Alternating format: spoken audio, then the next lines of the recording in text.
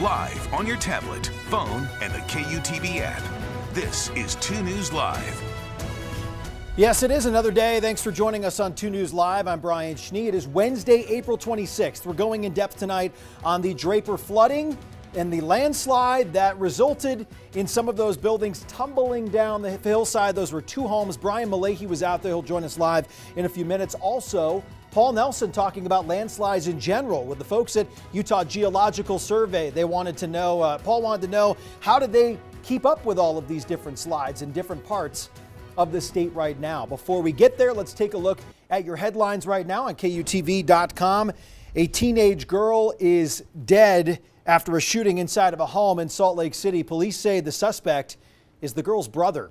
He was arrested on a UTA bus shortly after the shooting. Police say there is no threat to the public tonight. Also making headlines on our website. A pathologist with the Ada County Coroner's Office in Idaho took the stand in Lori Vallow Daybell's murder case. The courtroom learned today how J.J. Vallow and Tylee Ryan died. J.J.'s cause of death was asphyxia due to a plastic bag and duct tape around his head.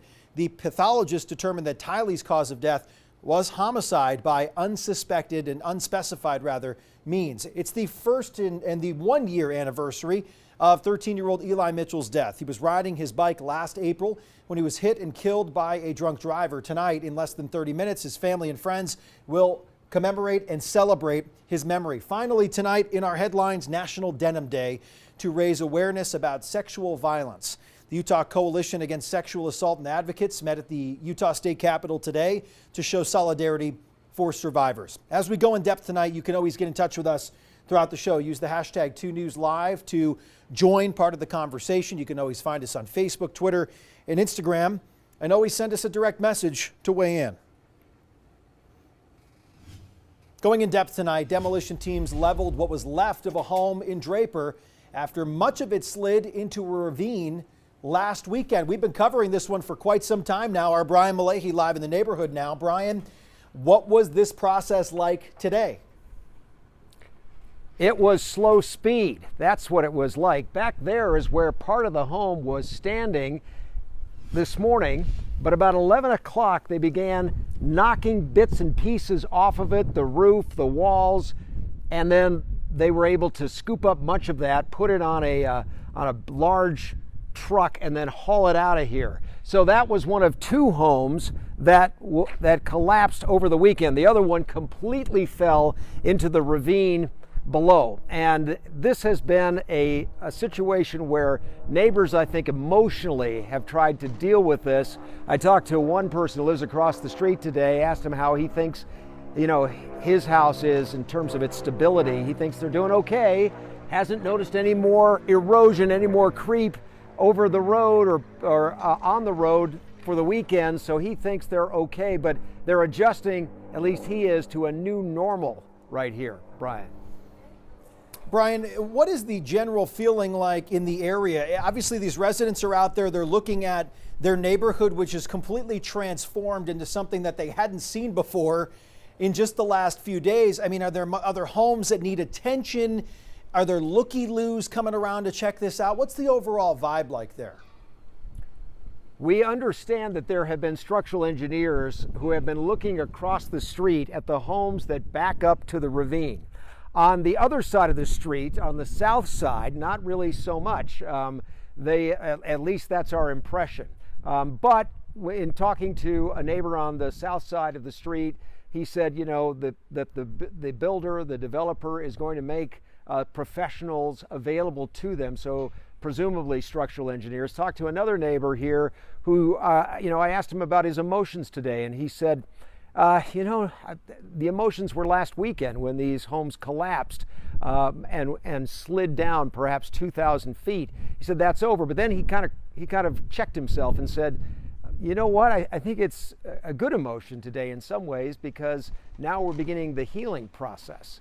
But You know, a lot of questions about this. What does this do for potential property values? We do know one thing over there, that there will be nothing built there, apparently. That's going to be green space. How that's all going to come together, we don't know yet. But we did reach out to Edge Homes today asking about inspections on a retaining wall that appears to have collapsed according to the city. We're going to have more on that on 2 News at 6 o'clock on Channel 2. Brian Malahi live for us here on 2 News Live. Brian, as always, we appreciate it. Going in depth tonight on the landslide situation here on a statewide level in Utah. Paul Nelson joining us live now. Paul spoke with the Utah Geological Survey as well as some homeowners as well. But what are some of the more concerning areas that the geologists are looking at right now, Paul? Well, for one example, they have a couple of spots up in North Salt Lake that they're taking a close look at. These were activity areas where there was a lot of slides that happened in the past. But another one that they're looking at is right here, City Creek Canyon, just north of the Capitol. Now, there is movement here that has happened within just the past couple of weeks, according to at least one of the residents that we spoke to. And they say that this is an area that has been sliding for many years, actually. But some of the people who live here say that they're a little bit more confident in their soil. They said that they've had some geological assessments done on their particular lots in their homes. They feel fine. Not everybody feels the same way, though. Some people say that they were able to watch a tree actually bring down because of a landslide there. They actually said a part of a fence also came down because of the same activity. So there is still some movement and some nerves that are happening here, at least in City Creek Canyon. Paul, are there other slides happening on the daily? I know you mentioned City Creek Canyon. I noticed some Immigration Canyon area. There were some slides and surveys posted, but what other areas are they talking about? And how do they keep up with all of these new landslides or mudslides? There's a lot of different definitions they throw around too. There are, and matter of fact, some of the best ways that they can find out information. Matter of fact, they actually depend on city governments themselves and city assessors and city managers going around and actually looking for problem spots, and that's when the Utah Geological Survey is called in to kind of check out these spots. But some of the new areas that they're looking at too haven't even been on their radar until just this year. For example, there's one in Mountain Green. There's another one in Bear River by the cemetery that they're looking at. There were two that were recently reported up in Layton. And matter of fact, they just got report of one in Logan by Cliffside Drive that they're going to go and take a look at tomorrow. Paul Nelson live for us tonight, tracking the slides, because there are a lot of them and a lot that the geologists are looking into at this point and that they will look into later on this week. Paul, thanks so much. I was speaking with a senior geologist there earlier this week. They were looking at Layton, where there was some shuffling of the earth, and it's probably not done yet. Speaking of water, just there's a beautiful shot Weber here. River looks pretty angry right there, and also temperature's going to be headed up, so these rivers and streams are only going to get fuller and faster, and they're already very, very cold. So be careful with that. Hey, we do have some weather we want to talk about real quick that's happening down in Texas right now. These are some huge thunderstorms that have popped up in the central part of Texas. We've had grapefruit size hail in the Waco, Texas area. There's been several tornado warnings that have been associated with this line of storms. So we're just trying to keep an eye on that. Plus, we're trying to keep an eye on a warming trend here in the state of Utah. Right now, we've got those showers and storms that are across the northern part of the northern Rockies, moving through out into the northern plains. And we've got high pressure that's out over the west to the west of us right now, but that's keeping our winds out of the north, basically, across the entire state. And that's keeping us from warming up too fast. So what we did today was we actually warmed to near normal temperatures across the state, 65 in Salt Lake, 64 in Manti, 65 in Cedar City, 78 in St. George. You can see Rock Springs, 56. And tonight we're looking for those high lows down in the 30s, 40s, and some 50s down in the lower deserts.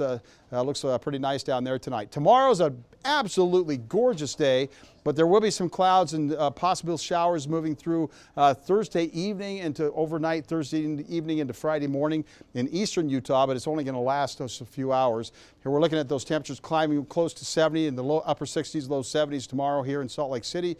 And here's a look at the future track. I'll show you that little system that's coming down. This is noon on Thursday. Beautiful day tomorrow.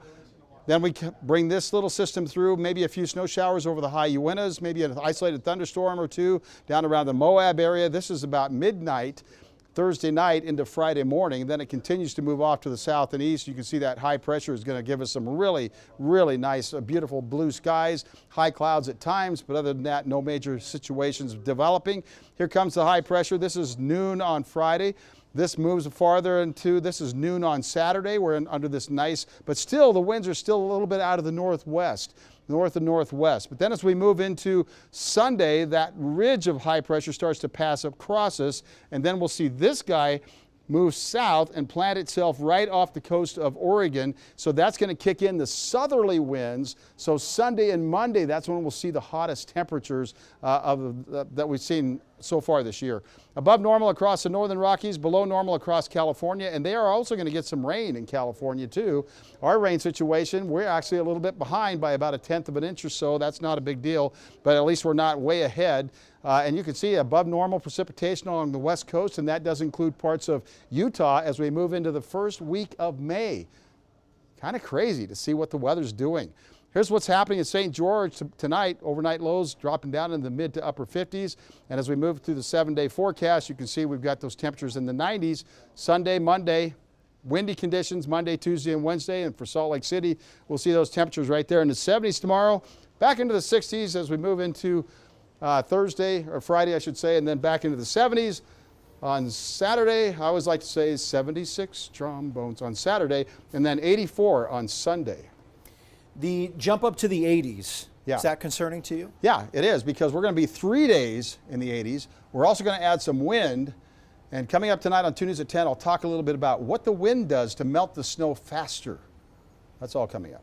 Taking a look at this UDOT camera here from Provo Canyon, a lot of water right now in the river. And I mean, obviously, it's a prediction right now to see how much these things will rise and how much is released. But you can only control so much when you're releasing and getting that snow runoff. The thing they don't want to have happen is that it ends up spilling. They don't want that to happen. So they're going to get as much water out of there as they can to get what else needs to come on in. All right, so things could look a little bit different here in the coming days. We'll be sure to keep an eye on it for you. As always, Sterling, thank you. We'll see you in just a couple minutes. Yep. A reminder for you to download our 2 News weather app, know about some changes in your neighborhood. You can get updated forecasts, live radar, right at the palm of your hand. It is free. It is easy to download, very easy to use. You can track all of the incoming weather that Sterling used the word crazy. It is crazy. It is. And it's always crazy here in Utah. We're just keeping an eye on it for you. The app is a great place to check it out.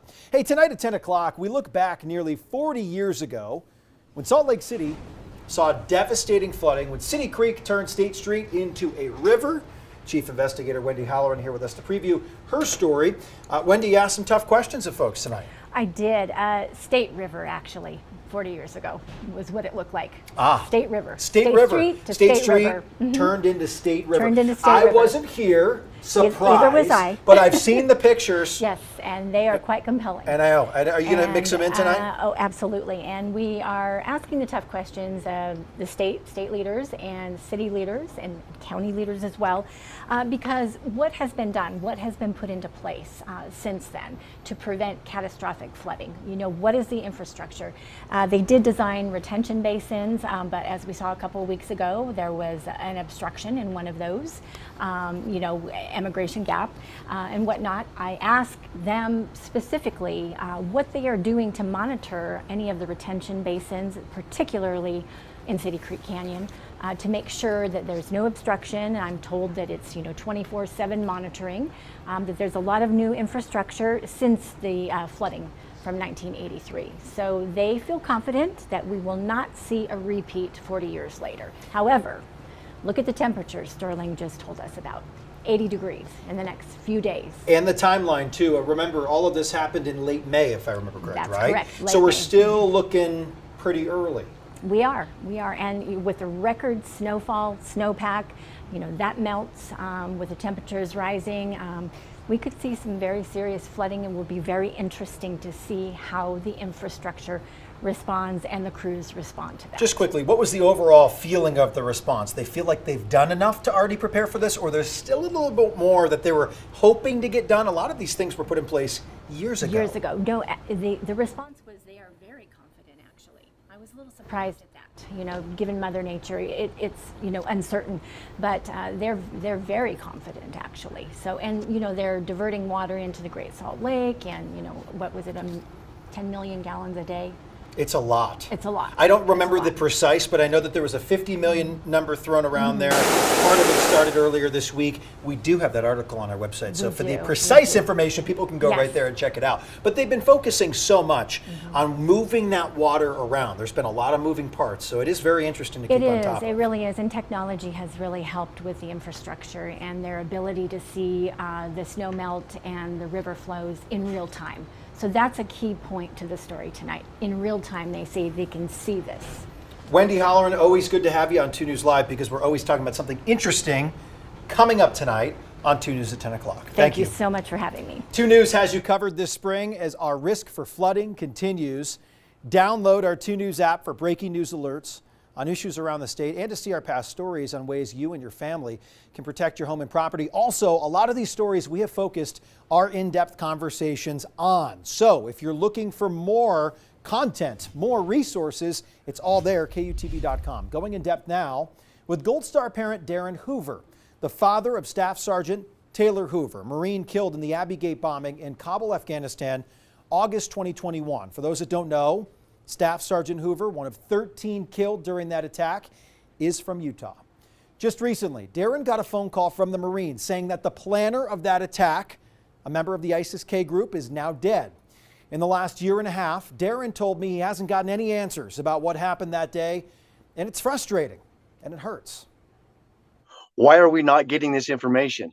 You know, our kids were out there defending another country and evacuating all of them, and did one heck of a phenomenal job. And we've got no answers as to why they botched it so stinking bad.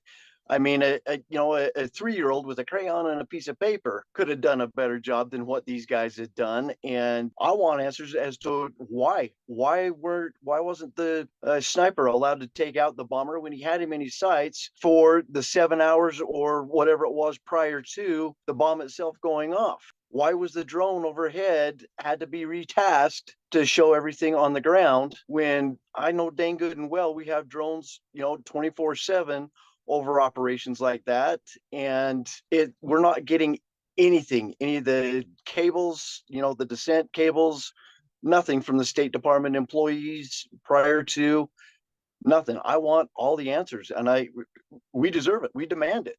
I want to make sure that stuff like this doesn't ever happen again. You could ask the president a question. What would you ask him?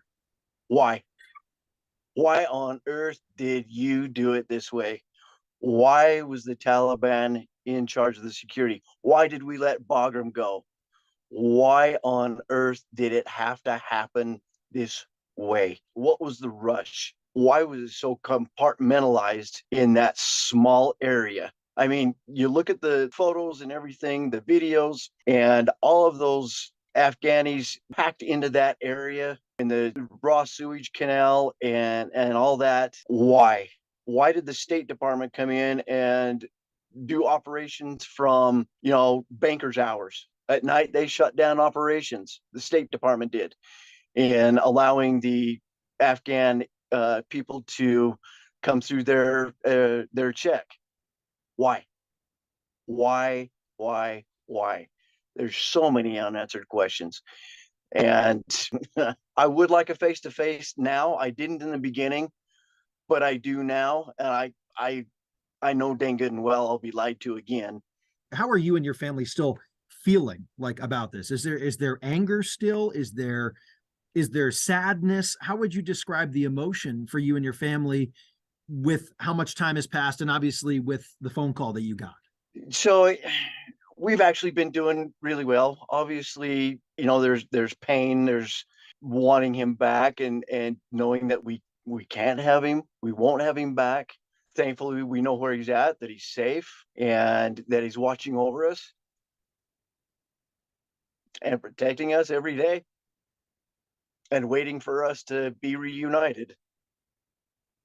After that phone call and after all of these committee meetings and everything else, there's still a great amount of anger and angst. I mean, nothing's going to bring him back. We know that. But the piecemeal way that everything keeps coming out, it just rips open the wounds every single time. It rips that wound wide open again, and we have to deal with it.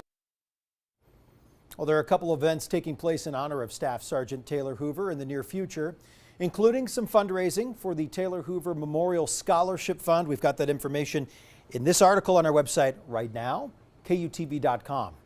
Also, I spoke at length with Darren Hoover this morning, about 15-20 minutes. We had a great conversation. There's a lot he has to say about how things have or have not shaped up for he and his family, other grieving families from that very day that are experiencing the same thing, the answers he's looking for, his thoughts on the Taliban being involved with security that day. There's a lot to digest here, so please check out our full conversation. We posted it on our YouTube channel at KUTV2 News. Sterling back with us to wrap things up tonight. Good to have you back. Yeah, it's good to be here. What, I was only gone a day. I know, but I told you, it felt like forever. So, I meant that lovingly, too. Yeah. Jill Hey, was thanks, great yesterday. It was the first time I've been on the same set with Jill. Yeah. It's the first time we've had an at-length conversation. Yeah, it was she's a joy wonderful. to work with, yeah. Oh, yeah. And we're watching carefully the warm-up that's coming this weekend, so stay tuned on changes of the forecast if they do happen. And then kind of a weird low-pressure system hanging out over the west of us next week. What's that going to do? We'll have to see what happens with that, then we'll track it for you. You've got the answers. Yeah, we do. Predictions, the thoughts. Yeah. Sterling, thank you. That'll do it for us today. We're back tomorrow. 2 News Live is back tomorrow. Someone else will be in my spot. I'm not going to give it away, What? though. So yeah, can you believe that? First time. So check it out tomorrow, 5:30 and Friday, 5:30 right here on the live stream. Have a great rest of your Wednesday. Someone will see you tomorrow. It won't be me. I'll be back Monday. Enjoy the weather.